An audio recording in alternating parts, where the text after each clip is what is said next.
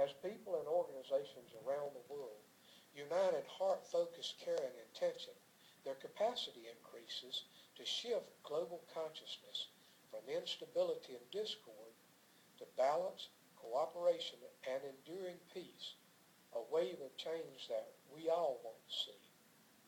2,500 years ago, Confucius said it this way: to put the world in order, we must first put the nation in order.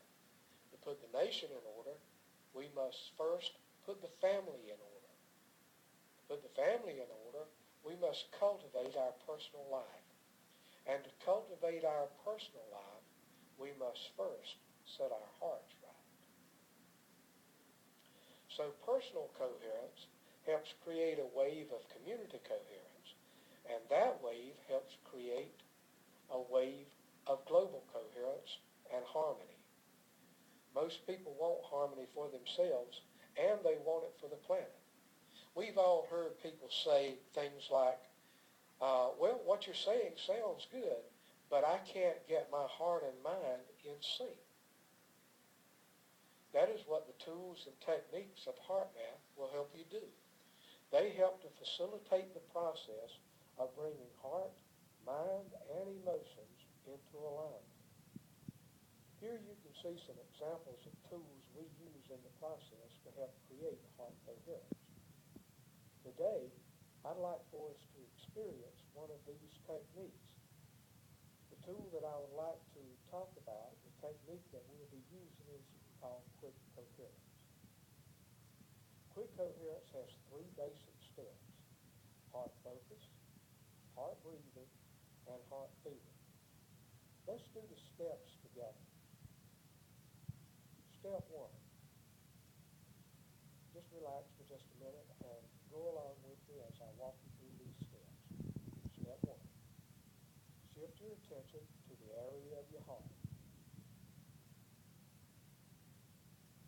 You can close your eyes if you want to, but I want you to focus your attention in the area of your heart, the very center of your chest. If you like, you can put your hand over your heart. This is probably the most difficult part of the tool itself, is being able to focus on the heart. So try a little experiment with me. What I'd like for you to do right now is focus your attention on your left big toe. Wiggle it if you need to. Just focus your attention on your left big toe. Got it? Good. Now I want you to focus your attention in the palm of your right hand. Got it? Good. Now, place your hand over your heart, right in the very center of your chest, and focus your attention in the very center of your chest in the heart area. Step two. Maintain your heart focus. While breathing, imagine that your breath is flowing in and out through the heart area. Breathe casually, just a little deeper than that. Breathe casually until your breath feels smooth and balanced, not forced. As you continue to breathe, you will find a natural inner rhythm that feels good to you. Doing this type of breathing helps your body system move in coherence. So just breathe with me. Breathe in for about 4 or 5 seconds, just casually. Breathe out for about 4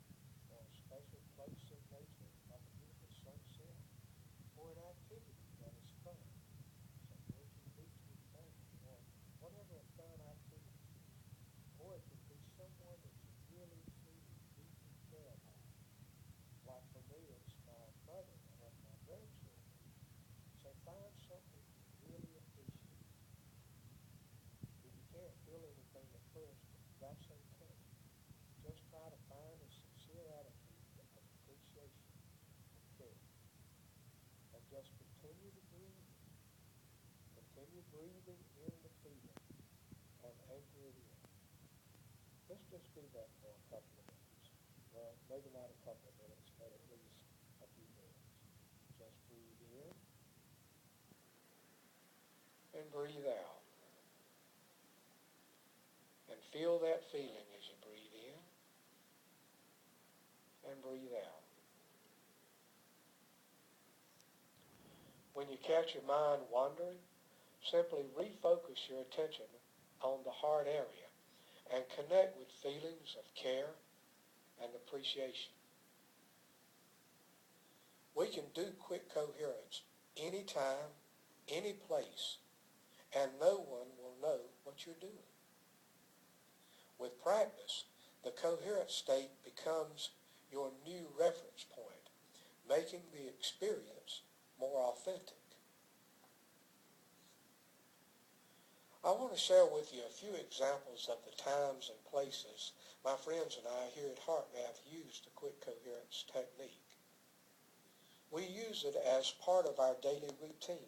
We practice using it several times a day, but usually at least 3 or 4 times a day. We like using it in the morning. When you use it in the morning, it'll help you align your mental and emotional system with your heart. This will help you maintain balance and resilience throughout your day. I also like to use it before I go to sleep at night. Now, many people have difficulty falling asleep, or they wake up in the middle of the night due to unresolved worries or feelings of pressure. These worries and stressful feelings tend to flood our body and mind and keep us awake at night. When this happens, we find that this is a good time to use the technique to help fall back to sleep. We use quick coherence also to help us prepare for situations. We call it prep. We like to prep before we go to meetings or before we have what might be a serious conversation or even a very kind and loving conversation, just to make sure that we can maintain our emotional balance and focus. And it helps us have better discernment during our day-to-day situations and decision-making processes. It's also helpful whenever we need to recoup or recover our energies. Sometimes we just have a blowout. We get angry or we get impatient or we get frustrated or we feel overloaded. Whenever we get these feelings, we just stop and we do the quick coherence technique. Also, at times whenever we're dealing with health challenges, this is an especially good time to use it to help us reduce the obvious stress that occurs during these situations. Or there's another time that is really good to use the technique too, and that's whenever we're committing to making changes in our lives. Making changes from what is familiar to us has proven to be one of the biggest challenges in self-psychology, especially through these times. Tools like quick coherence and the other tools and techniques of the HeartMath system took years of refinement by our leadership team. Here at the Institute of HeartMath, I would like to introduce to you part of the team.